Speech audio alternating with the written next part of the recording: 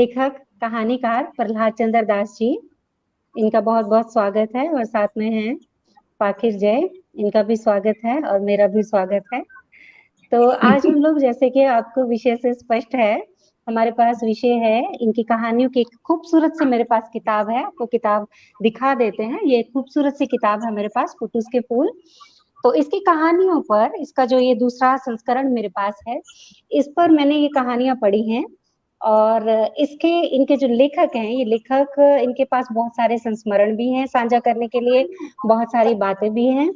तो एक लेखक का परिचय उसका लेखन ही होता है। तो एक लेखक से परिचय, प्रहलाद चंद्र दास जी जो हमारे आज के लेखक हैं हमारे साथ। तो संग्रह जो है वो आ चुके हैं, उनमें से एक हम लोगों ने यहाँ पे आज डिस्कशन के लिए, आलोचना के लिए चुना है, कुटुस के फूल।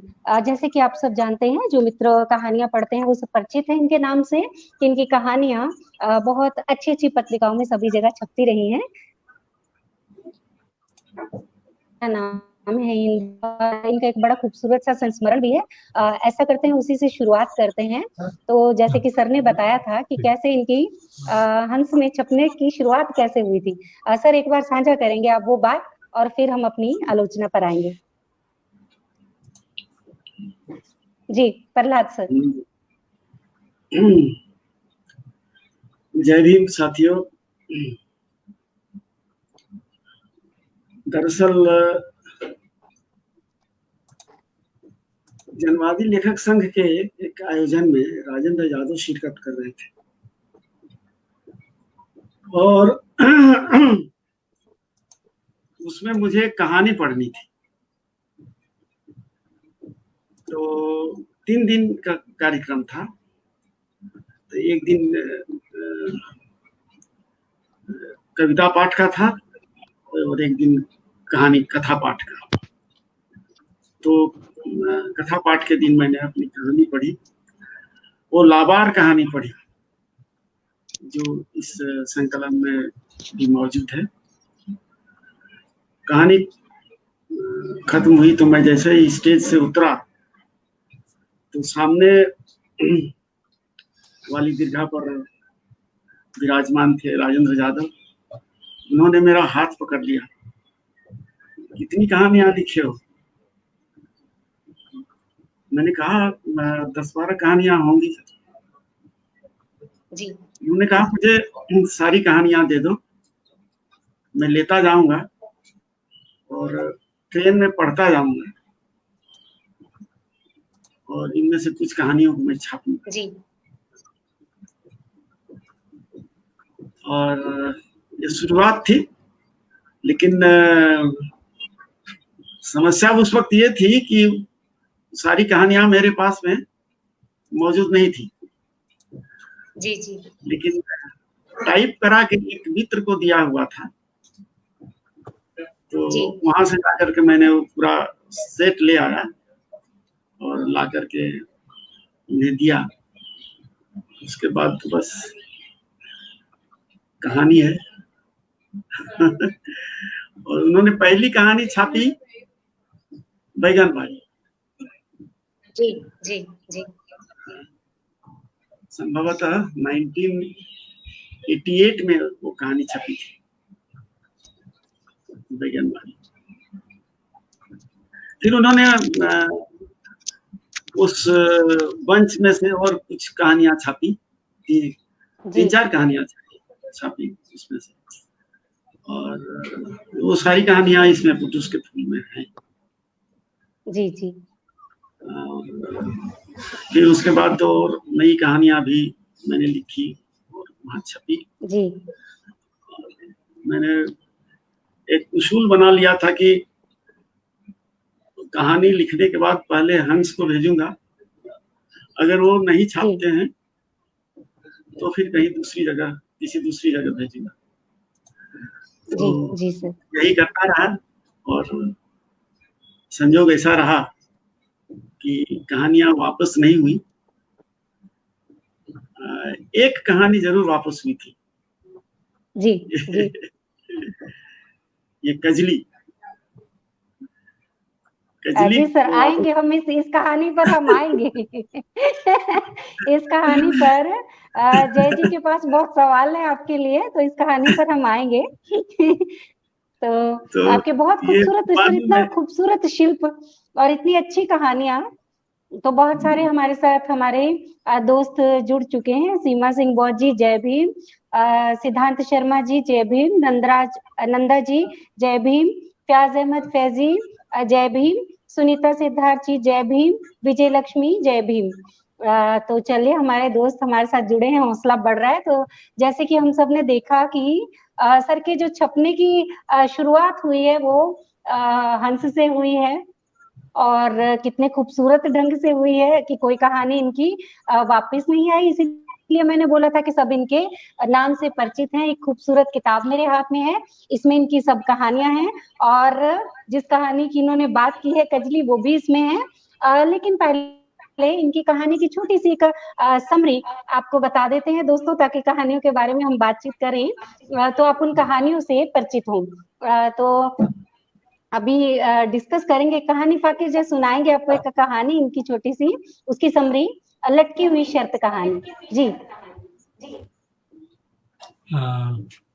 लटकी हुई सत्र एक काफी खूबसूरत कहानी है। ये जी कहानी गंगाराम की कहानी है। गंगाराम जो एक दुबला पतला लड़का है, जिसको जितने बच्चे हैं वो बड़ा उसका मजाक उड़ाते हैं। गंगाराम गंगाराम जी नंगाराम बोलते हैं।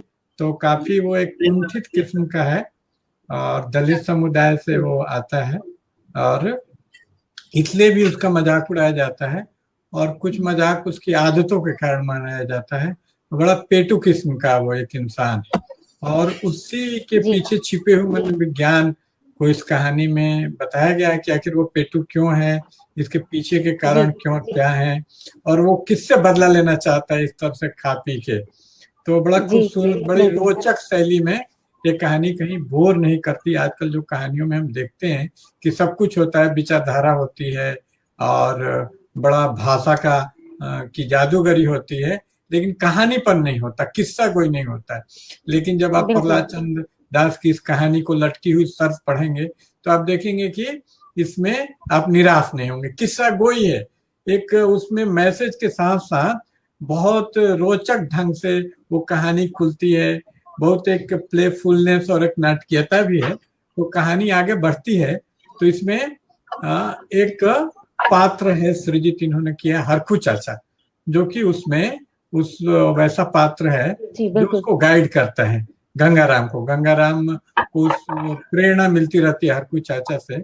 और यहाँ उन्होंने दिखलाया है कि एक बड़ी अच्छी बात है कि जो बाकी स्वर्ण कथाकार हैं तो वो किसी न किसी तरीके से दलित समुदाय को नीचा दिखाने की कोशिश करते हैं, और दिखाते हैं दलित समुदाय आपस में लड़ता रहता है, जी उसमें भी बहुत ज्यादा जातिवाद है। दुसाध चमार को अपने से कम समझता है, चमार डोम को कम। इस बात को खूब हाईलाइट करते हैं ताकि पता चले जी कि बिल्कुल जातिवाद का जिम्मेदार कोई वो न होके, ब्राह्मण न होके ये लोग भी हैं। डाइल्यूट, मामला को डाइल्यूट कर देना कि जातिवाद के जिम्मेदार, जैसे कि एक सवर्ण फिल्म मेकर है अनुभव सिन्हा, तो उसने पिक्चर बनाई आर्टिकल 15, तो उसमें दिखाया कि सारे लोग जातिवादी हैं, जबकि ये बात सही नहीं है। जातिवादी बिल्कुल ब्राह्मण है, उसके लिए वो जिम्मेदार। ये कहानी इसलिए अच्छी लगती है मुझे, मैं बीच में इसलिए कि इसमें उन्होंने दिखाया कि वो हरखू काका उसके जाति के नहीं है, वो चमार है, गंगाराम के जाति, लेकिन उसको गाइड करते हैं। वो काफी चेतना बिल्कुल संपन्न है। और ये दलितों में जो एकता, बिल्कुल जो अछूतपन का जो हमारा दर्द एक ही है, इस दर्द के रिश्ते को, तो यही पता चल जाता है कि लेखक का लोकेशन अलग होना कितना महत्वपूर्ण है। सवर्ण साहित्यकार लाख कूख ले, जितना भी कुछ कर ले, वो इतनी अच्छी कहानी नहीं लिख सकता। दलित पृष्ठभूमि से आया हुआ व्यक्ति ऐसी कहानी लिख सकता है। तो उसमें हरखू काका का कैरेक्टर आ गया, तो मुझे बताना पड़ गया ताकि पाठक इसको जान सकें, दर्शक समझ सकें इसको। तो हरखू काका उसको गाइड करते हैं। लेकिन ये कहानी का इपिफेनिक मोमेंट जिसको कहा जाता है आलोचना की भाषा में, ये नहीं है। ये कहानी ये कहानी को बिल्डअप करने के लिए बड़ा अच्छा, जिसको एक फोरप्ले किस्म का है, जिसको धीरे धीरे बिल्डअप करने के लिए घटनाओं, बड़ी खूबसूरत घटनाओं, इसलिए ज्यादा वाचाल नहीं होते। ये जो कहानीकार है प्रहलाद चंद्र दास का, वो वाचाल नहीं है, वो विचारों से आपको घाटा टोक नहीं, उसको बहुत जो बहुत कहना सही, है बहुत संवादों और सही। घटनाओं के माध्यम से वो कहते हैं। ये इनकी खूबसूरती है शिल्प की। तो वो वहां घटना सृजित करते हैं, जहां एक, और वो घटना आपको याद घीसू माधव की भी याद दिला सकता है कि वो जो कफन कहानी है उसमें भी ये घटना, ये अर्थात है, या जूठन जो आत्मकथा है ओम प्रकाश वाल्मीकि की, सेम घटना आपको वहां मिलेगी जी कि भाई एक दलित भूखड़ होता है, क्योंकि उसको खाने को नहीं मिलता है। स्वाभाविक है, मैं भी कहता हूँ कि पेट का क्या, वो ईगो का भी भूखा रहता है, उसकी बड़ाई कोई आलोचक नहीं करता है। बिल्कुल, वो प्रहलाद शादी में चंद्र देखिए दास कैसे नहीं, शादी में जो जाता बड़े है। बड़े आलोचक है, मनिंदर पांडे ने कभी नहीं लिखा, जबकि इतनी अच्छी कहानियां इन्होंने लिखी, और एक बहुजन समुदाय के जादव जी ही इनको बोले कि तुमको छापेंगे। तो ये भी एक गौर करने वाली बात जी है कि तथाकथित ब्राह्मण स्वर्ण समुदाय हमें उपेक्षित करता है, तो हम ईगो के भी भूखे रहते हैं कि हमारे बारे में। तो ये भूख पेट की भी होती है, एक मेटाफोर भी इसको हम लोग मान सकते हैं कि कहीं कुछ मिल जाए तो जम के खाते हैं। तो अगर कोई दलित साहित्यकार अपनी बड़ाई खुद करता है तो उसकी आलोचना नहीं करनी चाहिए, वो भूखा है बेचारा। अच्छा, जिस फिर तरह वो गंगा राम की जी आलोचना नहीं करनी चाहिए। तो गंगा राम, लेकिन इससे बुरा है, इससे उसको मजाक मिलाने का, उड़ाने का अवसर मिलता है, तो इसलिए हरकू काका प्रवेश करते हैं। तो ये तो सब लोग समझ गए होंगे कि जैसे जूठन जो आत्मकथा है या कफन प्रेमचंद का है, तो उसमें भूखड़ खाने का मिल जाए, तो पहली बार वो पेट भर खाना कहाँ मिलता है भाई, ठाकुर के इसमें। तो यहाँ पर भी कहानी में एक ठाकुर राजपूत के एक ब्याह, शादी ब्याह लड़की का दृश्य है, वहां उसको पेट भर, तो खाता जाता है, खाता जाता है। और ये गांव घर में आप देखेंगे, झारखंड जाएंगे जहाँ खोरठा भाषा भोजपुरी बोली जाती है, ऐसे क्षेत्रों में जब लोक में आप जाएंगे तो वहां देखेंगे ये घटना कोई विचित्र घटना नहीं, बड़ा यथार्थ घटना है, जिसको इस कहानी में उकेरा गया है कि एक आदमी, सब लोग खा के उठ जाएंगे, वो खाता रहे। तो गंगाराम खाता जाता है, खाता जाता है, और जो स्वर्ण लोग हैं बड़ा चुटकी लेते हैं, मंद मंद मुस्काते हैं, उसका उपहास उड़ाते हैं कि देखो कैसे सभ्य नहीं है, और ये आदमी किस तरह से खाया जा रहा है बेशर्म होके। गंगाराम खाता जाता है। तो यहाँ पर भी देखने लायक बात है कि कहानीकार ने बड़ी खूबसूरती से दिखाया कि सभ्य और शिष्ट होना भी सवर्ण आदमी को ज्यादा उपलब्ध है, क्योंकि उसका पेट भरा हुआ है, तो वो बिल्कुल, ज्यादा बहुत सभ्य पेश मनोवैज्ञानिक आता है। टूल्स इन्होंने इस्तेमाल किए हैं। हाँ, इस्तेमाल किया है। और एक छोटे जाति के आदमी को सभ्य होना, अच्छा होना इतना उपलब्ध नहीं है, उसके लिए बुरा होना ज्यादा आसान है, और अच्छा होना, इसलिए जो अच्छा, इसलिए देखिए कोई आदमी अच्छा है तो ये सिर्फ उसके अपनी इच्छा पे नहीं, उसके सामाजिक स्थिति पे भी निर्भर करता है। तो ये एक, तो हरखू काका दृश्य में आते हैं, उसको उठाते हैं जबरदस्ती वहां से इस कहानी में, और वो उसको समझाते हैं कि ऐसा करने से सिर्फ उसका व्यक्तिगत अपमान नहीं है, पूरे समाज की, मतलब इसमें अवमानना है पूरे दलित समुदाय की। सिर्फ वो जिस कास्ट से जाति का नहीं, देखिए हरकू काका की चेतना विकसित है, वो चमार और दुसाध और बाकी जाति विशेष पे नहीं सोच के वो पूरे दलित समुदाय, पूरे वंचित जातियों के बारे में सोचते हैं। और यही एक टर्निंग पॉइंट होता है, जिस तरह शेक्सपियर अपने नाटकों में पहले ही आपको संकेत दे देता है, मैकबेथ पढ़ लीजिए, हैमलेट, तो कुछ संकेत देता है कि आगे क्या होने वाला है। तो इनकी कहानी कला की विशेषता ये है कि ये घटना एक संकेत है, यहाँ मानस का निर्माण होता है, ये एक फॉर्मेशन है कि यहाँ एक जो चाइल्डहुड फॉर्मेशन जो बोल दीजिए, यहाँ पर एक अलग मानस का निर्माण गंगाराम का होता है। ये घटना उसके जीवन में फार रीचिंग होती है, टर्निंग पॉइंट शामिल होती है। इससे साबित होता है कि छोटा छोटा इंस्टांस, हम लोग भी जो जय भीम कारवां चलाते हैं तो निराश नहीं होना चाहिए, हमें दर्शक की संख्या कम है चाहे जो भी है, और एक सवर्ण की बहुत ज्यादा होती है, या चुटकुला जो लोग सुनाते हैं जैसे एसन न्यूज वगैरह है, तो चुटकुलेबाज लोगों की दर्शक संख्या ज्यादा है लेकिन हमारी कम है। तो निराश नहीं, एक छोटा सा भी मोमेंट हरखू काका का एक जिंदगी में बदलाव ला सकता है। तो एक जिंदगी में बदलाव आती है और वो संकल्प लेता है कि भाई अब अपने बच्चों को जरूर पढ़ाएंगे। तो गंगाराम अपने बच्चों को पढ़ाता है और उनके जितने भी लड़के बाल बच्चों की सरकारी नौकरी लग जाती है, जिससे उसकी आर्थिक स्थिति लगातार मजबूत होती जाती है। और यहाँ पर इस द्वंद को इन्होंने दिखाया है कि सामाजिक स्थिति और आर्थिक स्थिति में कैसे एक द्वंद है, कि आर्थिक स्थिति बदलने से, इसमें आप देखेंगे कि यहीं पर कहानीकार ये वैचारिक लोगों से आगे चला जाता है। कैसे आगे चला जाता है कि वैचारिक आदमी कुछ सवर्ण लोग हैं, जनवादी लेखक संघ की बात की सर ने, प्रगतिशील लेखक संघ, जन संस्कृति, ये जितने सवर्णों के मंच में इन्हें बोलता हूँ, उनके जितने हेड, त्रिलोचन शास्त्री, मैनेजर पांडे, सब सवर्ण ही बनते हैं। तो इसे नामवर सिंह, तो ये कोई ये नहीं। तो इन लोग बोलते हैं कि नहीं, आर्थिक चीज ज्यादा महत्वपूर्ण है, जाति सिर्फ एक सांस्कृतिक घटना है, एक कारक है। वो भी आजकल मान रहे हैं कि ये भी एक कारक है, लेकिन इसको बड़ा नहीं, आर्थिक कारक को ज्यादा ओवर आर्किंग मानते हैं, सब मानते हैं। और कुछ अम्बेडकरवादी इधर से आते हैं, वो जाति में ही सब कुछ को एक्सप्लेन करना चाहते हैं, कास्ट वगैरह में। वो इस डायलेक्टिक्स को, कि जाति और अर्थ के बीच में भी द्वंद्व है, कि आप देखेंगे कि छोटी जाति होने के बावजूद भी जब आर्थिक स्थिति मजबूत होती है तो गंगाराम का सम्मान बढ़ जाता है, उससे उधार लेते हैं वो जो ठाकुर साहब है, उनको वो ब्याज देना शुरू कर देता है, एक विडंबनापूर्ण स्थिति क्रिएट होती है।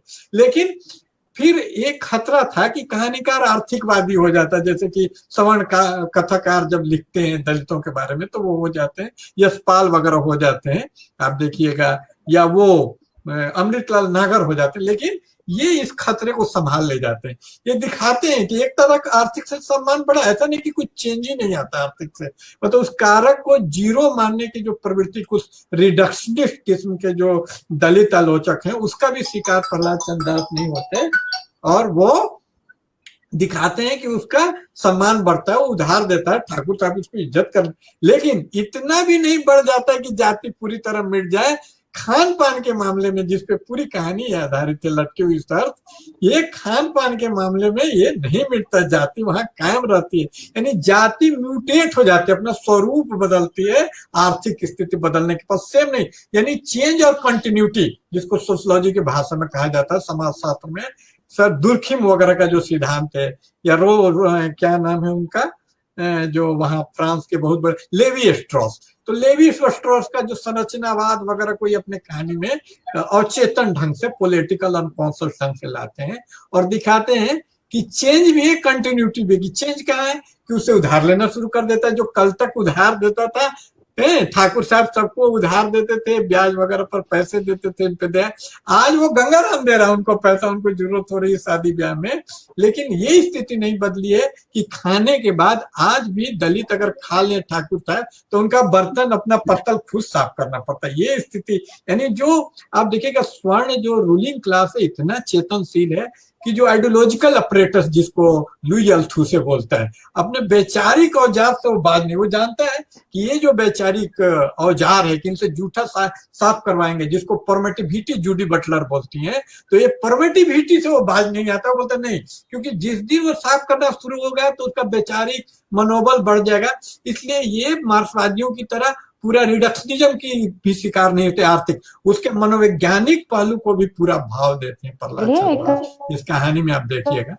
तो वो फिर ये, जैसे कि बाकी लोगों ने भी, इसने भी, केट मिलेट ने भी लिखा है कि एंगल्स की व्याख्या बहुत अच्छी है, बट एंगल्स है ignore the psychology to which a subjugated operate person is subjected to, कि ये मार्क्सवादी लोग उस मनोविज्ञान से, जिससे वो दो चार होता है, साबका पड़ता है उत्पीड़ित का, उस मनोविज्ञान पे ध्यान नहीं देते। लेकिन प्रहलाद चंद्र दास जी उसको बखूबी पकड़ते हैं, उस मनोविज्ञान को, कि अभी भी उसको अवमानित और अपमानित करने के लिए पत्तल उसी से साफ करवाया जाता है, जाकि मनोवैज्ञानिक रूप से वो डेमोरलाइज रहे, कभी ऊपर न आ सके। और इस चीज को हरखू काका के दिए गए सीख के कारण वो पकड़ के एकदम बुरी तरह पकड़ लेता है, इस बात को समझ जाता है गंगाराम, और इसीलिए वो शर्त रखता है ठाकुर से कि मैं, जिसपे कहानी का नाम भी लटकी हुई शर्त, कि भाई आपके यहाँ हम तभी खाने आएंगे, हम खाएंगे भी आपके बुलावा पे, लेकिन ये पत्तल हम नहीं साफ करेंगे। जब बाकी लोग पत्तल नहीं साफ करते हैं,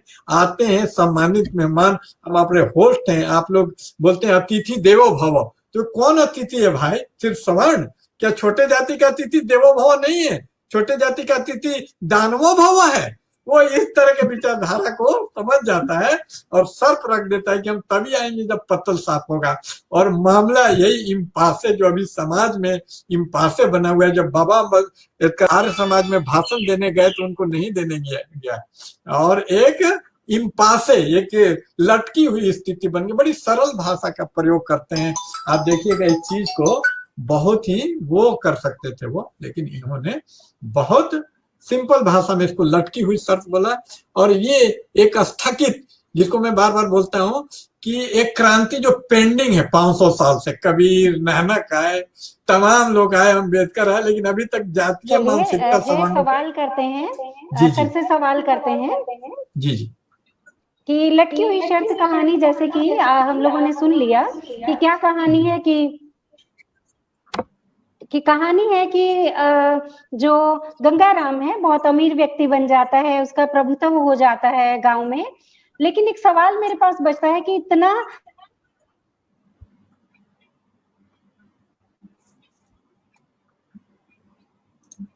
आवाज दूसरी बार परिवर्तन बंद करेगा, सूखा राशन है ना, तो वो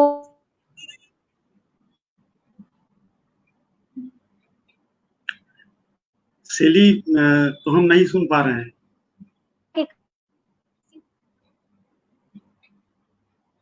शैली, आपकी आवाज नहीं आ रही मेरे तक। काका का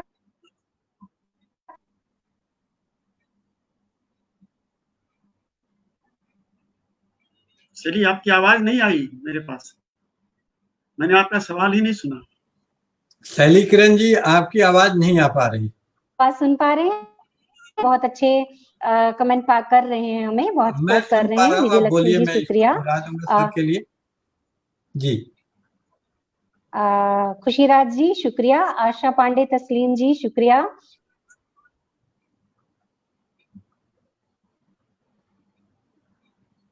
शुक्रिया। ऐसा कि लटकी हुई शर्त में गंगाराम के व्यवहार में परिवर्तन जब भी आता है वो हरकू काका के कारण आता है। उनकी अपनी दलित चेतना विकसित क्यों नहीं हो पाई है कहानीकार के अनुसार? जी सर। शैली, जैसा फाकिर साहब ने भी कहा, चेतना उसके जी अंदर है, हरकू काका के अंदर भी चेतना है, जी लेकिन जी उसको उसको एग्जीक्यूट करने का सामर्थ्य उसमें नहीं है। जी इसलिए कहानी में एक जगह में है, आपने गौर किया होगा कि जी अगर समर्थ हुए हो हम्म तो ऊंची जाति होने के उनके दंभ को तोड़ो, जी है ना। तो या, या जाति की इस दीवार को तोड़ो या ऊंची जाति होने के उनके दंभ को तोड़ो। जी जी जी और वो अख्तियार करते हैं, वो प्रिफर करते हैं कि जैसे जाति की दीवार टूटनी तो मुश्किल है, दंभ को तोड़ना आसान है, रदर हल्का काम है, और वो हम कर सकते हैं, दम तो तोड़ ही सकते हैं। तो खास करके जब हमारे लोग समर्थ हो गए हों तो बिल्कुल वो बिल्कुल दम तोड़ा जा सकता है। और उसी लाइन पर वो एडवाइस भी करते हैं गंगाराम को, गंगाराम उस पर जी जी अमल करता है। जी अब ये है कि जैसे कि उसमें भी एक इंसिडेंस है जी कि जिसमें वो गंगाराम का एक बेटा जी दुखहरण बाबू की लड़की के साथ में कुछ मिसबिहेव करता हुआ देख लेते हैं हर चुका, जी तो जी वो उसको सचेत करते हैं, जी नहीं बदला, लेकिन इस तरीके से नहीं। जी हाँ, बिल्कुल बिल्कुल बदला लोगे हाँ तो ये कर, जी वही ये कंडीशन रहती है।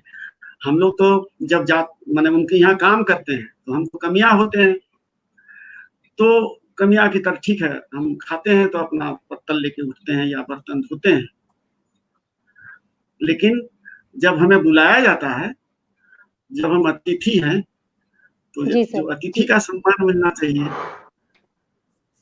वो मुझे भी मिलना चाहिए। दूसरे अतिथियों को जो सम्मान देते हैं वो सम्मान मुझे भी मिलना चाहिए। ये तुम्हें पता चल रहा है मैं प्रोग्राम में हूँ, तुम तंग कर रहे हो। वो गंगाराम को ये बात जचती है और वो तदनुसार वो काम भी करता है, और आगे तो कहानी है।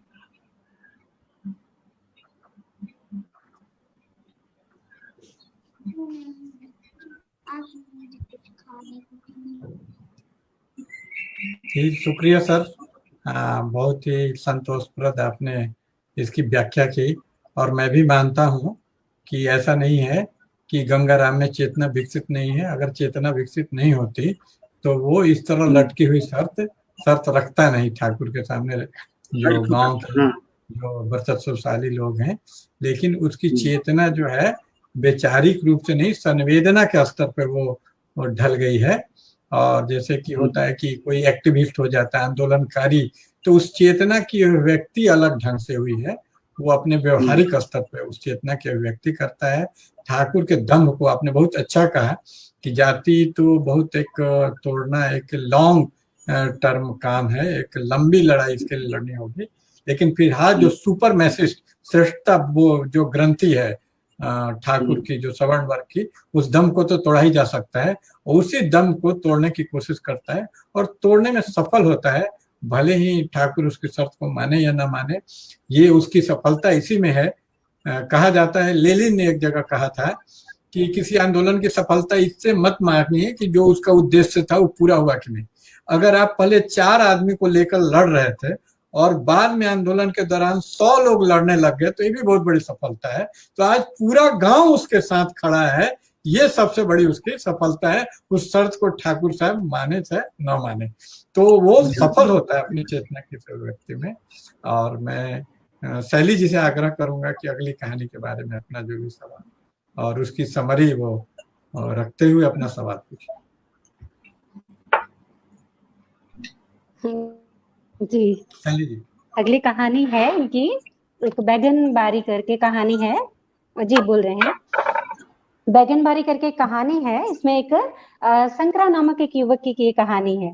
तो उसको उसके पिता है एक मगन, और उसकी माँ को, जैसे कि अपनी मतलब इनकी बहुत अच्छी सी भाषा शैली इनकी है, जिसमें ये इनको कहते हैं संकरा माई, उसकी माँ को। ठीक है। और एक प्रधान जी हैं जिनको ये भिखुदा इन्होंने लिखा है। ठीक है। उसमें क्या होता है, और उसका चिन्ह दिया है, चुनाव चिन्ह दिया है। भिखुदा का चुनाव चिन्ह जो है वो एक बाघ है। ठीक है, बाघ छाप जिसको इन्होंने बोला है। और वहां पे एक गरीब लड़का जो है वो भी इलेक्शन लड़ना चाहता है। तो उसको जो है वो शंकर जो है वो सपोर्ट करता है, और उसको उठाकर जेल में डाल दिया जाता है। मुखिया जी की मिलीभगत होती है पुलिस वालों के साथ भी। और इस ढंग से जो है इलेक्शन के दिन जो होता है वो वोट जब हो जाता है, जिसको इन्होंने बड़े प्यार से लिखा है, देखिए, वोट वोट पर्व। उसको बड़ी मतलब ऐसी छोटी छोटी चुटकियां जो है कहानी में, इनकी भाषा शैली बहुत इतनी बहुत मतलब मजबूत है।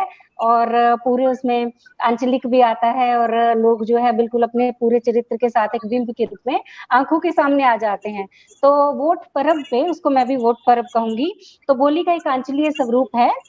तो जैसे कि कहानी के नाम से ही स्पष्ट है, बैगन बारी। और उसमें आता है जैसे पुलिटिक्स आता है, पॉलिटिक्स के लिए इन्होंने शब्द यूज किया है, पुलिटिक्स। तो पुलिटिक्स जब होती है, कैसे होती है। और अन्न के भंडार के लिए लिखा है कुचड़ी। तो ऐसे करके बहुत एक भाषा मतलब बहुत अमीर भी बना देते हैं अपनी भाषा शैली से। तो कहानी बहुत मजबूत कहानी है कि मतलब उस समय भी क्या दिखाया इन्होंने वोट पर्व में, कि लड़के को उठाकर जेल में डाल दिया जाता है। उसका पिता जो है वो प्रधान के पास जाता है, उनको वादा करता है कि वोट उन्हीं को दिया जाएगा, और उनके लड़के को जो है वो छोड़ दिया जाए। वो भी उसे आश्वासन देते हैं कि वोट होने के बाद उसको छोड़ दिया जाएगा। लेकिन कमाल की बात ये होती है कि कोई भी संकरा के जितने भी गरीब लोग होते हैं, वो कोई भी उनको वोट नहीं देते हैं। लेकिन फिर भी वो प्रधान जी जीत जाते हैं, संकरा को छोड़ भी दिया जाता है।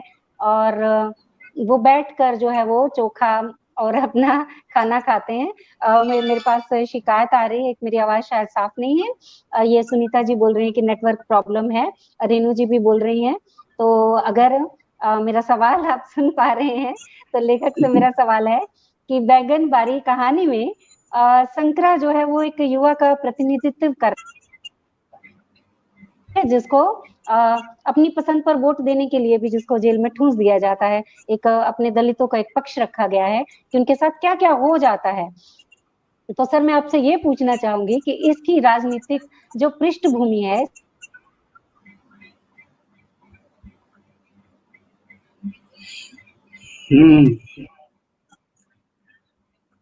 शैली जी, के नेट में समस्या है लगता है। मेरा नेटवर्क भी समस्या। नेटवर्क। तो प्रश्न मैं समझ गया हूँ। तो जी ये है इस कहानी में, ये जो बैगनबाड़ी भी है ना, ये जी कैसे होता है, तो ये भी प्रतीकात्मक है। लोग वहाँ खेतीहर हैं, किसान हैं, और वो सब्जियां उगाने वाले लोग हैं। जी जी और वो जी जैसे बैगन करते हैं, वो जो क्षेत्र है जिसमें वो बैगन उगाते हैं, उसको बाड़ी बोलते हैं। बाड़ी करके भी बोलते हैं लोग, जी बैगन बाड़ी माने वो क्षेत्र, वो बाड़ी जी जिसमें बैगन उगाया जाता है। तो उनकी चेतना बस वही है, पॉलिटिकल चेतना कुछ नहीं है उसमें। सिर्फ मैंने अपने बैगन बाड़ी में बैगन उपजाओ, बाजार में ले जाके बेचो और अपनी जिंदगी चलाओ, इतना ही उद्देश्य है उनका। और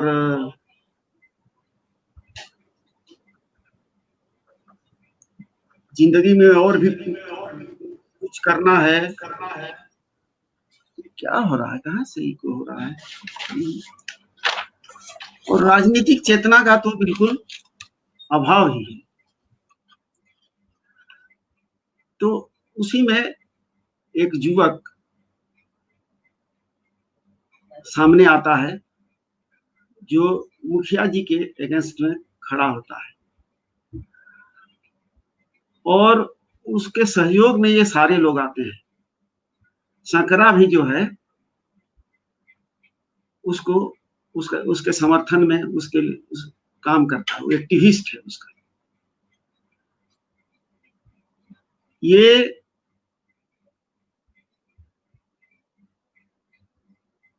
अरेस्ट हो जाता है और उसके बाद शंकरा की माँ एक दिन उससे मिलने के लिए जाती है, जो कैंडिडेट खड़ा है, और उसको बहुत भला बुरा कहती है कि तुम मुखिया जी के अगेंस्ट में खड़ा होकर के मुखिया जी के विरुद्ध उनको हरा सकते हो क्या? तो वहां पर उसका एक स्टेटमेंट है कहानी में कि बड़ी बात ये है कि पहाड़ की तरह खड़े मुखिया जी के सामने सीना तान करके खड़ा हो जाना, यही बड़ा बात है। मैंने उसको चैलेंज करना, चुनौती देना। और ये चुनौती देते हुए उसके सामने खड़ा होता है और उसकी लोगों में चेतना जगाने की कोशिश करता है।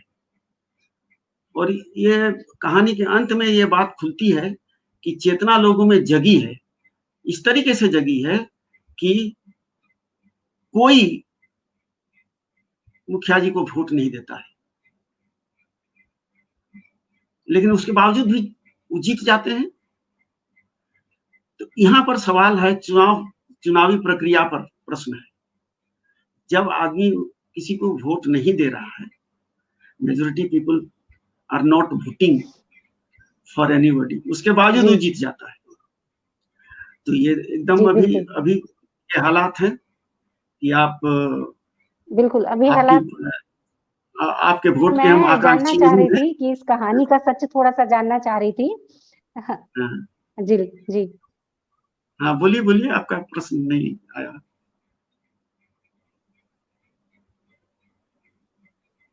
चलिए।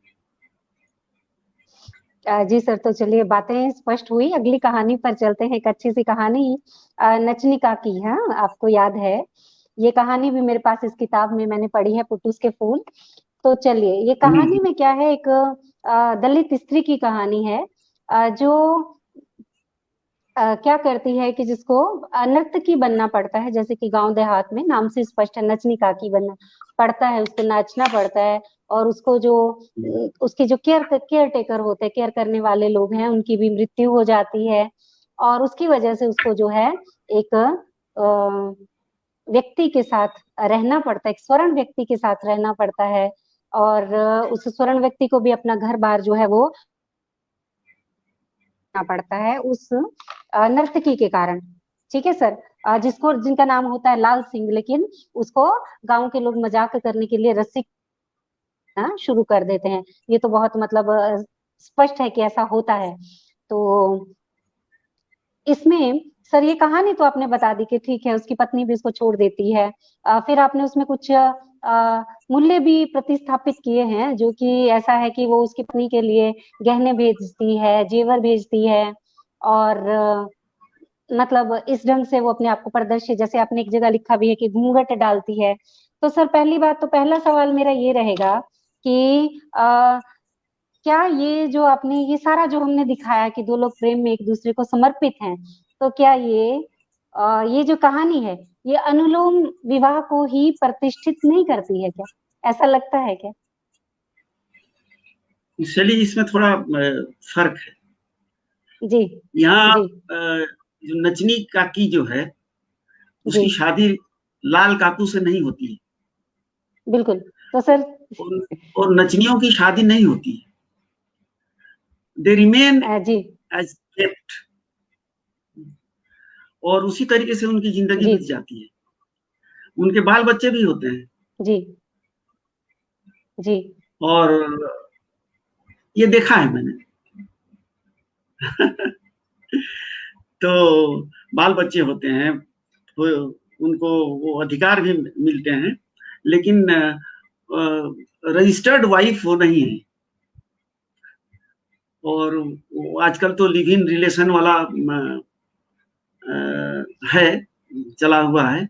लेकिन वो उससे कहीं बड़ी चीज है, क्योंकि वो उनको वो अपना वो डांसिंग का प्रोग्राम, नाच का जो ये है पेशा, वो भी नहीं छोड़ती हैं। एक स्टेज में नचनी काकी भी नाचना छोड़ देती है। लेकिन जब स्थिति इस तरह की हो जाती है कि लाल काकू की पत्नी सब कुछ बेच बाच करके अपने नैहर चली जाती है, तब जब लाल काकू बहुत चिंतित हो जाते हैं कि अब भविष्य तो पूरा अंधकारमय है, अब मैं क्या करूंगा। उस वक्त वो कहती है कि तुम्हारी पत्नी ने सिर्फ मुझे उस कमरे से भगाया था, मेरे घुंघरू अभी तक उस कमरे में लटके हुए हैं। जी और वो घुंघरू उतार के लाती है और एक मीठा सा मधुर सा गीत भी गाती है, और मैं नाचूंगी करके अपना असर्ट करती है कि मैं अब नाचूंगी। सवाल करता है लाल काकू कि फिर नाचोगी? जी जी तो देखिए, इसमें वो बोलती है कि नाचने में क्या हर्ज है, ये भी तो एक श्रम है, जी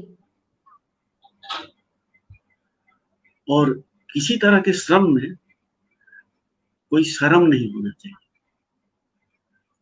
और फिर वो नाचना शुरू कर देती है, और फिर उनकी जी सर, जिंदगी की ये आगे कहानीकार का दृष्टिकोण है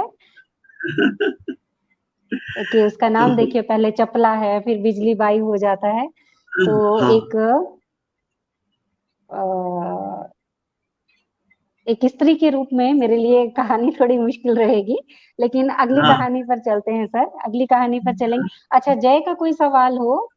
जय का कोई सवाल हो सर से, तो सर आ सकते हैं आप इस कहानी पर। जय,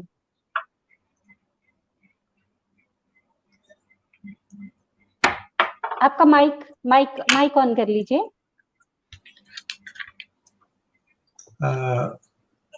मैं एक तनाव की तरफ इसी से जुड़े हुए, ये जो श्रम की महत्ता है और कि कोई भी श्रम खराब नहीं होता, तो इसी की बात गांधी जी भी करते हैं और हमारे आदरणीय प्रधानमंत्री भी करते हैं कि डोम का भी काम बड़ा श्रेष्ठ है और कोई भी श्रम खराब नहीं होता। और उसको रोमांटिसाइज करते हुए गुलजार भी बोलता है कि यार जुलाहे अपना वो जुलाहागिरी हमको सिखा दो। तो इसी का एक डायलेक्टिक्स होता है किसी चीज में। ये अच्छी बात है कि श्रम की प्रतिष्ठा होनी चाहिए, किसी को नीचे निगाह, लेकिन इस गौरव में, और आजकल जातियां गौरव भी करती हैं कि I am proud of being चमार, ग्रेट चमार। ऐसा चंद्रशेखर रावण जो एक छात्र नेता है उसके गांव के आगे लिखा हुआ था। माही करके एक गायिका है वो भी बोलती है डेंजर चमारा गाना, ये जो जातीय गौरव। तो ये पेशागत जो गुलामी है उसकी गुलामी को एंजॉय करना शुरू कर देना है। तो ये जो डायलेक्टिक्स द्वंदात्मक एक संबंध है कि एक तरफ तो उसको नीचे निगाह से दिखा जा रहा है तो स्वाभाविक प्रतिक्रिया होगी कि अपने पेशे को गौरव से देखेगा, लेकिन इस गौरव के अतिशयता में जाते हुए कहीं वो पेशे में कैद हो के इसी जाति प्रथा को परपचुएट तो नहीं कर रहा। तो उस कहानी में इस तनाव को क्या आना बेहतर नहीं होता? दोनों तरफ का तनाव अगर आता तो। जी देखिए इनकी ये जवाब मैं देना चाहूंगी क्योंकि इनकी इसी संकलन की इस खूबसूरत संकलन की एक और कहानी है लाबार। तो मुझे वो कहानी इसको सुनते हुए श्रम के नाम से याद आ गई। तो इस कहानी में लेकिन क्या होता है कि इस कहानी में एक लाबार जिसको मतलब वो जो है वो एक नौटंकीबाज की तरह काम करता है। और खोटा भाषा में लबार मतलब जी जी बिल्कुल, अपने पाठकों को बता हाँ विदूषक, जी बिल्कुल, वो यही काम करता है। उसको चुन लिया जाता है गांव के जमींदार द्वारा इस काम के लिए, क्योंकि वो बहुत होशियार लगता है उनको देखने में, तो उनको चुन लेते हैं वो। तो फिर क्या होता है कि उसको वो अपने साथ रखते हैं, लेकिन उसका खाना जो है वो अलग बनता है। बाकी जो टीम मेंबर हैं, बाकी जो लोग हैं उनकी मंडली में, उनसे उसका खाना अलग बनता है। उसको बुरा नहीं लगता। जब उसका बेटा जिसकी माँ मर जाती है इसी उनके इस काम के चलते कि वो केयर नहीं कर पाते हैं अपनी पत्नी की, तो उनकी जब पत्नी की मृत्यु हो जाती है तो इस बेटे के साथ वो उसी नाट्य मंडली में काम करना दोबारा शुरू कर देते हैं। लेकिन उसके बाद में क्या होता है, उनका बेटा रसोई में जाता है, वहां पे जो खाना बनाने वाले महाराज है उनके बेटे को पीटते हैं और इससे उनका मन बड़ा दुखी होता है और वो इस काम को बदल लेते हैं और इस काम को बदल के वो शिल्पकार का काम शुरू कर देते हैं। तो अब फिर मेरा सर से सवाल है कि सर देखिए, स्त्री को आप बता रहे हैं कि उसी काम में गरिमा है लेकिन लबार और उसका बेटा वो जो है जो गेंदवा है जिनका नाम, तो वो मतलब बड़ा एक अच्छा काम शुरू कर देते हैं, एकदम से शिल्पकार हो जाते हैं, उनका बेटा भी शिल्पकार हो जाता है। तो सर एक स्त्री होने के नाते मेरा आपसे सवाल है कि ये भेदभाव क्यों है? चलिए, उसमें जो है ना स्थितियां अलग अलग हैं। जी जी नचनिका के पास में अल्टरनेटिव नहीं है। जी, ये भी सही, ये आपसे मैं सहमत हूँ यहाँ पे। एक स्त्री होने के कारण उनके पास शायद इतने अल्टरनेटिव नहीं है। एवं जो उसके जो चाहने वाले हैं, लाल काकू जो हैं, उनकी भी सारी संपत्ति बेच करके उनकी पत्नी चली गई है। बिल्कुल बिल्कुल बिल्कुल सर। तो उनकी भी कमाई का कोई जरिया नहीं है। जी सर। और उसके बाद दोनों में इतना प्रेम है कि जैसे जब उनको घर से निकाल दिया जाता है नचनी काकी को, तो उसको लेकर के गुलजरी में चले जाते हैं, मजदूरी करते हैं। वो जमींदार का बेटा बिल्कुल बिल्कुल सर, आपने दिखाया है ऐसा। बिल्कुल। लेकिन वो वहां मजदूरी करता है और इसको इज्जत से रखता है। उसका उल्लेख है वहां पर। जी बिल्कुल है। तो और फिर लेकिन जब लौट के वो आते हैं अपने पिता की मृत्यु के बाद में, तो यहाँ स्थिति पूरी बदली हुई है। बिल्कुल। उनका कुछ नहीं रहा है। लोग कहते भी हैं कि बिजली बाई नाम आपने कहा कि तो लोग कमेंट करने लगे हैं कि इस घर में बिजली बाई बिजली बन के गिरी थी। हाँ जी बिल्कुल बिल्कुल सर, बहुत मतलब इतने अच्छे डायलॉग, इतने अच्छा संवाद आपने लिखे हैं ना, एकदम पढ़ के बड़े, हाँ बहुत सुंदर भाषा, बहुत जबरदस्त भाषा है। तो सर कुछ आपको डॉक्टर कर्मानंद आर्य, मैं पूरा कर लेता हूँ। लेकिन उसके पास अल्टरनेटिव था, वो गेंदों के पास में अल्टरनेटिव था। वो अल्टरनेटिव श्रम में चला जाता है और रदर एक लाबार से एक मूर्तिकार, एक शिल्पकार बन जाना बड़ी बात है। जी जी बिल्कुल बिल्कुल। तो चलिए सर, आपका स्वागत कर रहे हैं डॉक्टर कर्मानंद आर्य। परितोष रॉय जी शुक्रिया। धन्यवाद। और दीपंकर जी आपका भी शुक्रिया। और आपको भी जय भीम। विजय लक्ष्मी जी हिम्मत बढ़ाने के लिए बहुत शुक्रिया आपका। और सुनीता जी का भी सवाल है, कोई भी श्रम खराब नहीं होता तो स्वर्ण व कार्य क्यों नहीं करते? देखिए सर, बार बार सवाल हमारे पास आएंगे। और तो सर आपकी कहानी का लोकप्रियता का ये आलम है कि आपको सुनने के लिए न सिर्फ हिंदी के जो पाठक और दर्शक आए हैं, बांग्ला का भी परितोष राय और सरदेंदु उद्दीपन आए हैं, बांग्ला तक, चूंकि आपका खोरठा बांग्ला जो झारखंड की पृष्ठभूमि है, बांग्ला संस्कृति से बड़ी मिली जुली है। तो कलकत्ता में बहुत बड़ा दलित आंदोलन चलाते हैं सरदेंदु दा, उन्हीं एसेছেন, আমি স্বাগত জানাচ্ছি। এটা খুব খুশি আমি হলাম एक तो बांग्ला मानुष दलित कहानियों में देखिए, तो एक बात और कहना चाहूंगी सर, दलित कहानियों में जो भी कोई कहता है कि शिल्प, मैं बोलती हूँ कि इस शिल्प को, इस किताब के शिल्प को, इसको पढ़ने के बाद बोलना चाहिए कि शिल्प नहीं होता है। बिल्कुल, इसको पढ़ने के बाद एकदम लगता है कि क्या लेखन है, क्या भाषा है, क्या बिंब है।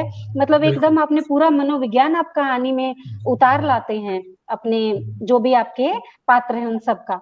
सर कश्यप जी सिंह कश्यप जी एक्सीलेंट बोल रहे हैं इस विमर्श को। अशोक कुमार जी अच्छा बोल रहे हैं। अनिल विकल जी आपको भी जय भीम, नमो बुद्धाय। सारेंदु जी आपको भी जय भीम, कोलकाता को भी जय भीम। तो अगली कहानी की तरफ बढ़े क्या? चलिए एक मिनट में रोकूंगा। फाकिर अभी बोल रहे थे वो बांग्ला ऑडियंस के बारे में, जो श्रोता अभी शामिल हुए हैं। जी मैं शिद्दत से चाहता था कि कोई ऐसा व्यक्ति मिले जो कम से कम टुटुस के फूल की जो पृष्ठभूमि है, इसकी जो मिट्टी है, वो बांग्ला की मिट्टी से बहुत मिलती जुलती है। तो मैं चाहता था कोई अगर ये ऐसा व्यक्ति मिलता जो कुछ कहानियों को बांग्ला में अनुदित कर देता, तो जी सर बैठे हैं, फाकिर जी आपके पास बैठे हैं, देखिए। बांग्ला के लोग कोशिश करूंगा कि मैं आपकी कहानी लटकी हुई शर्त का, कम से कम मेरी मनपसंद कहानी है, प्रिय कहानी है मेरी, मैं उसका बांग्ला अनुवाद करूं। जी धन्यवाद। ताकि बांग्ला के जो पाठक हैं और जो सचेतन बहुत अधिक होते हैं, और वहाँ इसकी ग्राह्यता बढ़ेगी ऐसा मुझे लगता है। और बांग्ला का दलित बहुजन बहुत विकसित दलित बहुजन है हमारा। अभी तक दलित हिंदी अकादमी नहीं बना, लेकिन बंगाल में बन गया उनके संघर्ष के परिणाम। तो ये आप समझ सकते हैं कि वो कितना जागरूक है और वो कितने हमसे आगे हैं। तो बांग्ला में अनुवाद कर, मतलब ये लटकी हुई शर्त का कम से कम करके मैं देखता हूँ। बिल्कुल जी धन्यवाद। चलिए ये तो अच्छा है। तो चलिए अगली कहानी की तरफ बढ़ते हैं। अगली कहानी है बुधवा माई की गाय। जैसे कि नाम से स्पष्ट है कि ये बुधवा की माँ के बारे में कहानी है। अब बुधवा कौन है? बुधवा एक बच्चा है जिसके पिता का देहांत उसके रिश्तेदारों के साथ लड़ाई में, जिसको सर ने उस एरिया के बारे में, उस क्षेत्र के बारे में मुझे भी थोड़ा ज्ञान हुआ कि वहां पानी के लिए जो है लोग, जहां धान की रोपाई होती है तो पानी के लिए लोग आपस में मर कटते हैं, जिसमें अपने रिश्तेदार भी होते हैं। तो ये बुधवा के जो पिता हैं उनका देहांत हो जाता है उनके अपने ही रिश्तेदारों, चाचा ताऊ के द्वारा, उस ढंग से। और फिर क्या होता है कि ये जो बुधवा माए है, इसको सरकारी वकील मिला है, लेकिन ये फिर भी एक गांव के प्रतिष्ठित व्यक्ति के ऊपर भरोसा करती है कि वो इसको केस जिताएगा, इसको कचहरी लेके जाएगा, इसका खर्च करेगा। जैसे कि उसके द्वारा उसको बहका दिया जाता है, जिनका नाम है सोरू मंडल। तो ये सोरू मंडल को जो है अपनी सारी जमीन, जिस जमीन के लिए इसका पिता मारा जाता है, जिस जमीन के कारण सारा झगड़ा शुरू होता है, खेती के लिए झगड़ा शुरू होता है, तो इस कहानी में त्रासदी उभरती है कि ये जमीन नहीं रहती है अंत में उनके पास। ये जमीन जो है वो भी सोरू मंडल के पास चली जाती है। और गाय की कहानी है, क्योंकि गाय का नाम यहाँ पे आया है, तो वो रोज इंतजार कर रहे हैं कि गाय कब ब्याएगी, कब उसका बच्चा होगा, कब बच्चा, मेरा बच्चा कब दूध पिएगा। बच्चा भी उस बात को लेकर उत्साहित है, गाय चराने जाता है, गाय की देखभाल करता है। लेकिन त्रासदी क्या होती है कि इस मुकदमे को लड़ने के लिए, जो कि आपस में दोनों देवरानी जेठानी लड़ रही हैं, एक का पति मारा गया है, एक का पति जेल में है उस झगड़े के कारण। तो उसमें क्या होता है कि फिर खर्च को पूरा करने के लिए, कचहरी तक पहुंचने का खर्च पूरा करने के लिए जो है ये गाय जो है ये भी उनको अब सोरू मंडल को, जो कि एक प्रभावशाली व्यक्ति है गांव का, उसको देनी पड़ती है। एक तो मुझे इस कहानी से मुझे कम से कम ये ज्ञान हुआ कि पानी काटने की लड़ाई क्या होती है। बड़ी एक अच्छी बात ये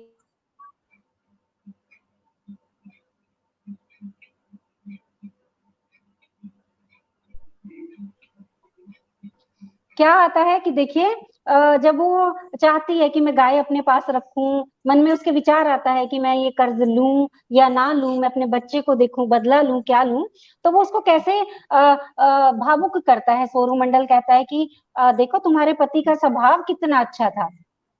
तो ऐसा करके वो उसको भावुक करता है और उसको मजबूर कर देता है कि वो अपनी गाय भी जो है वो मुकदमा लड़ने के लिए जो है वो सोरू मंडल को दे दे। और उस पर वो एहसान भी नहीं मानता है, बोलता भी है बीच में, गुस्से से बोलता है कि तुम ये गाय रहने दो, अगर तुम्हें नहीं अच्छा लग रहा है तो तुम ये रहने दो, ऐसा एहसान भी। तो सर एक पात्र जो है, जो डोमिनेटिंग क्लास के जो पात्र है ना, वो आपकी कहानियों में बिल्कुल सामने आके उनको पहचाना जा सकता है, उनकी सामाजिक पहचान हो जाती है।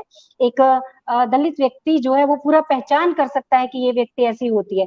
सर मेरा सवाल ये है आपसे, कितनी गहरी मनोविज्ञान की समझ कि जो हमारा फोकस रहता है, बहुत सारी दलित लेखकों का हमारा जो फोकस रहता है वो इस बात पे रहता है कि हम लोग क्या कर रहे हैं, हम लोग क्या सोचते हैं, लेकिन आपकी जो गेज है, आपका जो फोकस है, आप उसमें उनको भी लाते हैं जो इस हालत के लिए जिम्मेदार हैं। तो सर आपको ये गहरा मनोविज्ञान का जो ज्ञान है कि किसके ऊपर कितनी टॉर्च लाइट फेंकनी, कितनी रोशनी करनी है, आपको ये ज्ञान कहाँ से मिला? क्या ये आपकी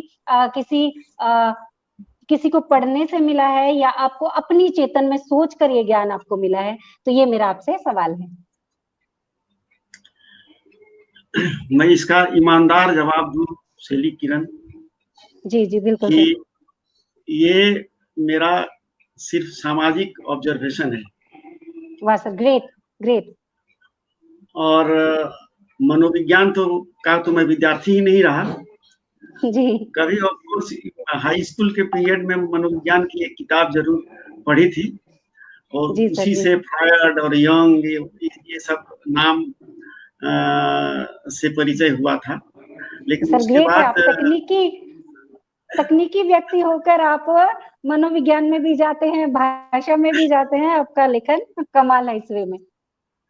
तो नहीं, ये जी सर। करना पड़ता है कथाकार को। तो वो पुराना टर्म है, परकाया प्रवेश का टर्म इस्तेमाल करते हैं लोग, दूसरों जी के अंदर घुस करके और परिस्थिति जो सृजित करते हैं लेखक, उसके अनुसार वो उनका क्या उद्गार हो सकता है, क्या एक्सप्रेशन हो सकता है, और जी उसके अनुसार उसके स्टेप्स भी लिखते हैं, आंकते हैं वो, और वो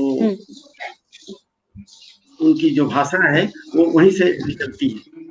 तो ये और ये जो है समाज में लोगों के बिहेवियर को माइन्यूटली ऑब्जर्व करते करते ये चीजें आती हैं।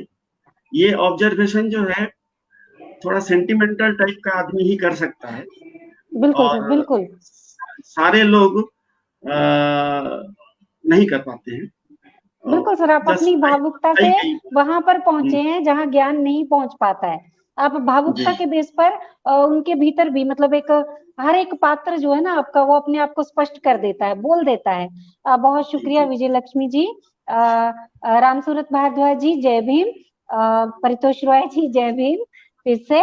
और आज फाकिर जी आपका कोई सवाल हो इस कहानी पर? तो विजय लक्ष्मी आई हैं, विजय लक्ष्मी मेरी पुत्री है। जी सर बिल्कुल आई हैं। अच्छा अच्छा, कलकत्ते में। स्वागत है। हाँ सर, तो आपके नाती इस भी लिखते हैं, देखिए क्या बड़ी बात है। तो इस कहानी पे सवाल ना करते हुए हमें आगे बढ़ना चाहिए ताकि और कहानियां ले सकें, मेरी यह राय। चलिए फिर अगली कहानी है। अगली कहानी मेरे पास है केलिया। ठीक है, नाम अच्छा। से साथ ही ये ना सोचे कि केलिया, केलिया का नाम कालीचरण है, लेकिन जैसे कि होता है हम लोगों के नाम, शैली का भी शैलिया हो सकता है, तो ऐसे कालीचरण का केलिया नाम है। तो फिर उधार के चक्कर में फंस जाता है वो, और ट्रेड यूनियन के चक्कर में भी फंस जाता है उसको गरीब के नाम पे, और इस ढंग से जो है वो शराब के चक्कर में भी पड़ जाता है बहुत कमाने के बाद। और उसको मतलब इन्होंने बड़े प्रतीकों के ढंग से, सर ने बड़े प्रतीक से स्पष्ट किया है कि मोचू यादव करके एक बताया है यूनियन लीडर, जिसका मशाल और झंडा उसका प्रतीक है। और वो पहली तारीख को कहानी जो है उसका मेन प्लॉट ये है कि उसको पहली तारीख को जब तनख्वाह मिलती है तो उस तनख्वाह के कई दावेदार है, जिसमें पहले दावेदार जो है वो हीरा सिंह है। अब हीरा सिंह का व्यवहार उसको बड़ा अच्छा लगता है, और यहाँ पे भी मनोवैज्ञानिक सर ने दिखाया है कि यादव जी और हीरा सिंह जो है उनमें जाति का अंतर होने से उनके व्यवहार में क्या अंतर आता है, ये यहाँ पे स्पष्ट होता है। मेरे दोस्त कहानी पढ़ने के बाद इस अंतर को समझ पाएंगे बहुत गहराई से। तो ज्यादा विस्तार न देते हुए मैं इसी को आगे बढ़ाती हूँ कहानी को कि क्या कहानी का थीम है। तो क्या होता है कि हीरा सिंह जी जो होते हैं वो भी चाहते हैं कि अपनी कमाई जो है वो शेयर कर दें, और मोचू यादव जी भी चाहते हैं कि अपनी तनख्वाह जो है उधार चुकता करने के लिए कालीचरण जी उनको दे दें। लेकिन कालीचरण जी सोचते हैं कि वो अच्छी सी घड़ी खरीदें, वो अच्छी सी घड़ी भी खरीदते हैं, थोड़े पैसे वो हीरा सिंह को दे देते हैं क्योंकि उनको डर है कि ऐसे पैसे ना देने से शराब नहीं मिलेगी, तो इस डर से वो थोड़े पैसे देते हैं, लेकिन मोचू यादव का उधार वो चुकता नहीं करते हैं। और फिर क्या होता है कि जब वो पी के लुढ़क रहे होते हैं तो मोचू यादव जी उनसे घड़ी भी छीन लेते हैं, पैसे भी छीन लेते हैं, और कालीचरण जी हमारे केलिया जी जो हैं वो बेसहारा रह जाते हैं। तो सर मैं ये कहानी क्योंकि पॉलिटिक्स पर भी है, इसमें दो पॉलिटिक्स ध्रुव आपने दिखाए हैं, और भाषा इस कहानी की बड़ी प्यारी है ना। जैसे आपने ड्यूटी के लिए बिल्कुल लिखा है ड्यूटी, फैमिली के लिए फैमिली, और आपने ये भी बताया कि अच्छी सी बात की फैमिली, पत्नी को भी अपनी वो फैमिली बोल रहे हैं, अपने क्वार्टर्स में रखे हुए हैं जो लोग अपनी पत्नियों को, तो उनको फैमिली बोल रहे हैं। और टिकट के लिए बोल रहे हैं टिकेस, ट्रांजिस्टर के लिए टेस्टर, तो ऐसे करके आपने बड़े खूबसूरत खूबसूरत शब्दों का इसमें प्रयोग किया है। तो इस खूबसूरत से कहानी में मुझे ये बताइए कि आप कैसे मानते हैं कि कालीचरण जो है उसकी दुर्दशा का कारण शराब और यूनियन पॉलिटिक्स है, ठीक है। आप इसको मेन कारण तो वही है कि उसकी जाति भी है मेन मुख्य कारण, लेकिन जो उसकी नौकरी की जगह पर उसके शोषण का कारण है वो है उसकी शराब की आदत, जो कि दलितों को आम ही हो जाती है। मतलब उनके इतना जीवन में दुख दर्द रहता है कि इसको वो शराब को ग्लैमराइज करना शुरू कर देते हैं, तो उसको भी शराब की आदत है। सर आप ये कैसे परिभाषित करेंगे कि ये दोनों जो कारक हैं, शराब और यूनियन पॉलिटिक्स, ये दलितों के जीवन को, यूनियन पॉलिटिक्स से मेरा मतलब बिल्कुल लाल झंडे से है, ये दोनों दलितों के जीवन को कैसे प्रभावित करते हैं? जी सर, आप इसकी कैसे व्याख्या करेंगे? ये शराब तो एक मेजर फैक्टर है दलितों की दुर्दशा का, और उसकी वजह है कि खास करके जिस बैकग्राउंड में ये कहानी लिखी गई है, जिस पृष्ठभूमि की ये कहानी है, कोलियरी में एक्चुअली एक भ्रम फैलाया गया है कि शराब पीने से, मजदूरों के बीच में, कि शराब पीने से पेट में जो कालिख जाती है वो साफ हो जाती है, निकल जाती है। तो इसलिए लोगों की आदत में शराब शुमार हो जाता है। और चूंकि मैं देखा हूँ, रहा हूँ उन जैसे उन लोगों के बीच में, तो ये ऑब्जर्वेशन है कि जी, इसलिए भी उसको एक मेडिसिनल ट्रीटमेंट की तरह लोग लेते हैं। और फिर तो एक चिंता हरण के रूप में तो ये है ही, दुख हरण है शराब जी पी बिल्कुल लेने के बिल्कुल बाद। ग्लैमराइज किया गया है बिल्कुल मीडिया द्वारा। हाँ हाँ हाँ, लेकिन फिर यही नहीं है, ये दुर्दशा का कारण और है। ये जो फिर वहाँ एक नेक्सस बनता है शराब पिलाने वालों की का, जी, और वो नेक्सस से वो जब फंस जाते हैं तो फिर उनको उसमें एक ये है कि उनी उड़ी उसको जहाज को ढूंढना पंछी। पड़ता है वो। हाँ बिल्कुल, हाँ चेन हाँ, बन जाती है, एक चेन बन जाती है। चेन बन जाती है।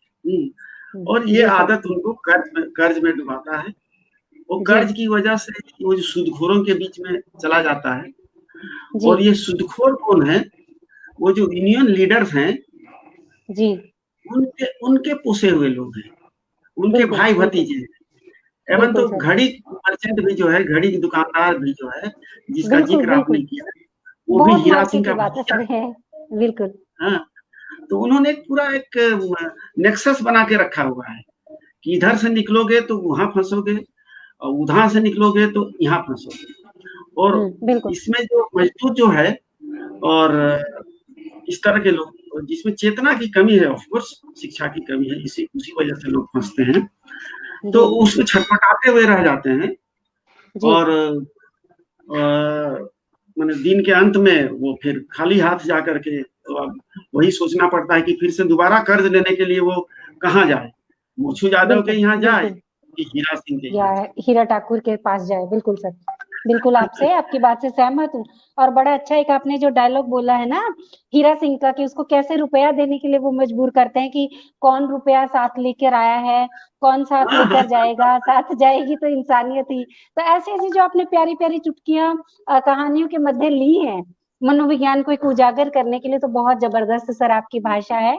और बहुत सारी कहानियां मेरे पास बची हुई हैं। तो सर ऐसा करते हैं कि इस डिस्कशन को आज के लिए तो यहीं पे हम लोग खत्म करते हैं, और अगली अच्छा बार अच्छा। हम फिर इसको जारी रखेंगे और इन कहानियों पर बात करेंगे। पाकिर जी।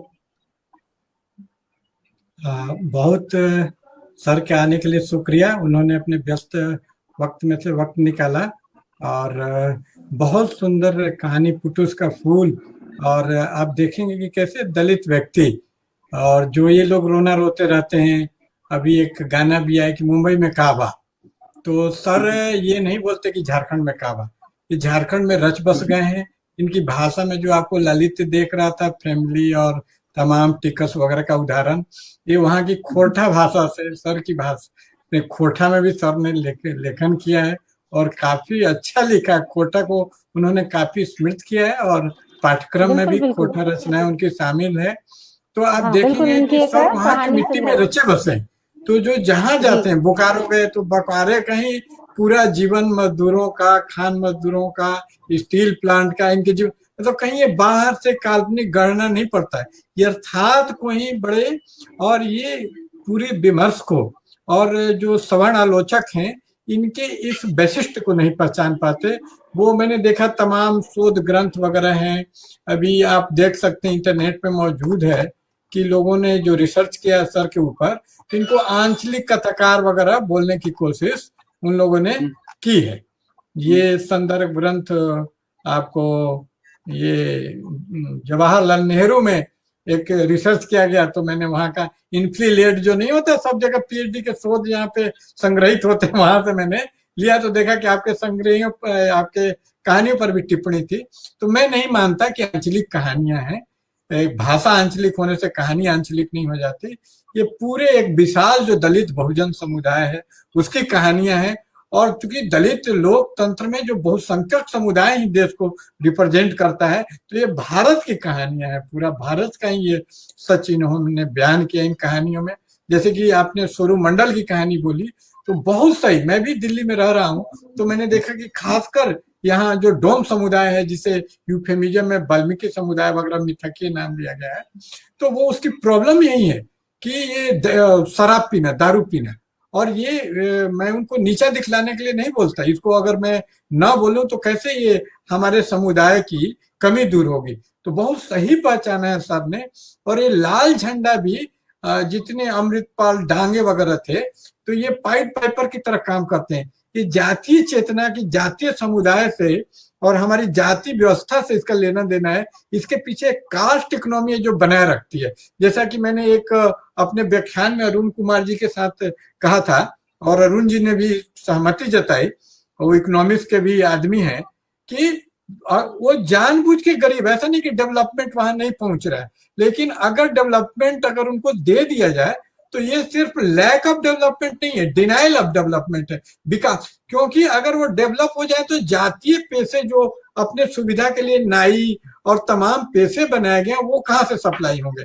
खान में इतने सस्ते मजदूर कहाँ से इनको मिलेंगे? ये जाति व्यवस्था सस्ते मजदूरों, दाई नौकर के सप्लाई में सबसे बड़ा ये स्रोत आधार का काम करता है। ये जिस दिन नष्ट हुई सवर्ण और ब्राह्मणों को दाई नौकर, ये सस्ते मलकट्टा जिसको कहा जाता है, जो काम करता है खनिज मजदूर, वो मिलना बंद हो जाएंगे। इसलिए जानबूझ के ये और लाल झंडा वाला इसीलिए जातिगत अंबेडकर वाली राजनीति ना आ जाए तो पहले ही ये हड़प लेते हैं उस मजदूर को, ये जो सोरू मंडल और तमाम मजदूरों को अपनी राजनीति लाल, और दूसरी तरफ छुआछूत भी। तो ये बहुत बड़ी साजिश है और इस साजिश को अपनी कहानियों में खोलते हैं। तो इसको सिर्फ एक कॉन्डेंसेंसिंग कमेंट होगा, बड़ा रिडक्शनिस्ट कमेंट होगा अगर इसको हम आंचलिक बोलते हैं। हाँ, आंचलिक भाषा का सौष्ठव पूरे उससे मौजूद है और किसी भी कहानीकार में रहता है। अगर हम जिंदगी नामा कृष्णा सोबती के, तो उसमें पंजाबी का इतना भरमार है कि प्रहलाद चंद्र दास जैसा आदमी समझ नहीं पाएगा उसकी हिंदी में, दावा करता हूँ, या मेरे जैसा आदमी नहीं समझ पाता जो पंजाबी का ज्ञान नहीं। तो अगर कुछ, जबकि प्रहलाद चंद्र की आसान से बहुत सरल भाषा वो लिखते हैं, और वो जो भाषा का दो शैली बताया गया, गौड़ी और विदर्भी। तो विदर्भी शैली का कहा गया प्रसाद गुण, हृदयंगम, आसानी से समझ में आ जाए, तो वो इनकी कहानियों में पाया जाता है। और इस हिसाब से इनकी कहानियां पूर्वी हैं, ओरिएंटलिस्ट है, क्योंकि पूरब की विशेषता टी.एस. एलियट ने बताया, दा दत्ता दमिनता, देने का इसमें भाव होता है। तो यहाँ का जो लेखक है पाठक पे ज्यादा बोझ नहीं डालता, वो स्व केंद्रित नहीं कि हम जो भी लिखेंगे समझना होगा, और मेरी कहानी को विनोद कुमार शुक्ल है, कोई नहीं समझेगा तो पाठक का ही मजाक उड़ा देंगे कि तुम्हारी चेतना पिछड़ी है। ऐसे आत्म केंद्रित कहानीकार प्रहलाद चंद्र दास नहीं है, वो पाठक केंद्रित कहानियां कोई भी पाठक आसानी से, और उसको वो एंजॉय भी करता है। और इसीलिए कितने लोग भ्रम से रेणु जैसी कहानी समझ जाते हैं, लेकिन रेणु और दास में ही अंतर है कि कुछ कहानियों कजली वगैरह को छोड़ दें तो इनके अधिकांश कहानियां जो प्रतिनिधि कहानियां हैं वो गरीबी को ग्लैमराइज नहीं करते। रेणु गरीबी को ग्लैमराइज करते हैं, उसको ऐसे दिखाते हैं कि आपको गरीब होने के लिए मन छटपटाने लग जाएगा कि यार मुझे गरीब बना दो प्लीज। इस तरह की स्थिति पैदा हो जाएगी, गरीबी को इतना महिमा, जबकि गरीबी को घृणित चेहरे को दिखाते हैं तमाम अपने भाषा के ललित्य के रूप में। देखिएगा तो एक द्वंद है कि भाषा बड़ी रोचक है, फैमिली चाहे ऐसे शब्द उसमें आते हैं, लेकिन कथ्य बड़ा कटु है, लेकिन उसकी कटुता भीतर है। आप भीतर कहानियों के, नचनी कहानी अगर की कहानी पढ़ेंगे, वो खोटा में भी है, मैंने खोटा में पढ़ा है, मैं खोटा भाषा समझता हूँ, मैंने भी धनबाद वगैरह में काम किया रेलवे में।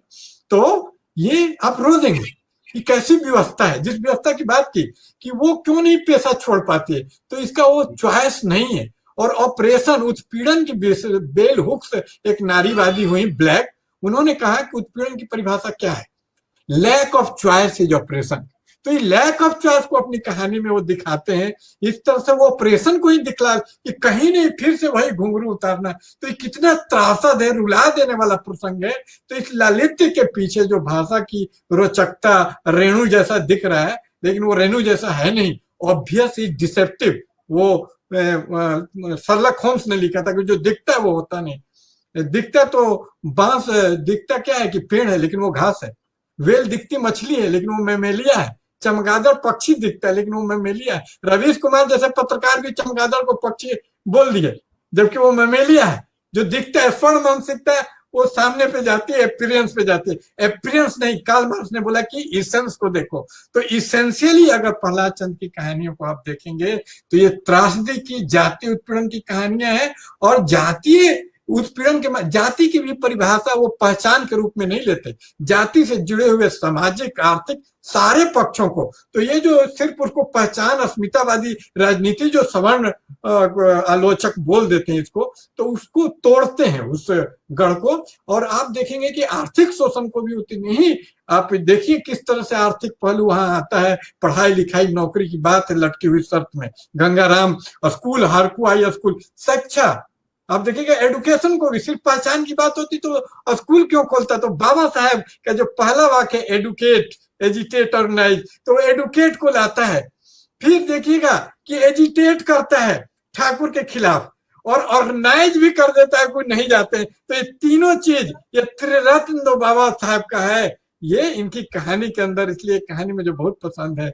तो ये पूरा आप देखिएगा कि ये जो त्रिरत्न है बाबा राय, मैं त्रिरत्न बोलता हूँ, जैसे 3 आर्य सत्र बुद्ध के थे, तो बोधिसत्व बाबा साहब की 3 आर्य जो सत्य हैं, एडुकेट, एजिटेट, उस कहानी के अंदर लटकी हुई शर्त के अंदर मौजूद है।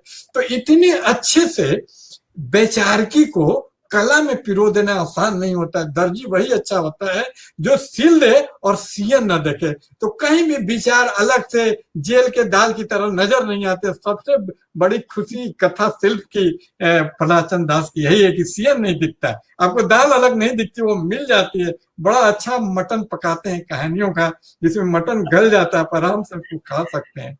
और झारखंड की संस्कृति के कहानियों में मतलब अस्थानीयता और सार्वजसिकता का एक द्वंदात्मक एकता, एक डायलेक्टिकल यूनिटी ऑफ दी जो रीजनल है झारखंडीपन, और एक जो सार्वभौमिक जो पूरे देश में दलित और बहुजन को उत्पीड़न है, कहानियों में पिरोते हैं। और मैं आपका ज्यादा समय नहीं लूंगा, सर को मैं शुक्रिया अदा करते हुए सबको जय भीम, जय परमानंदा, जय सावित्री। जय भीम, धन्यवाद।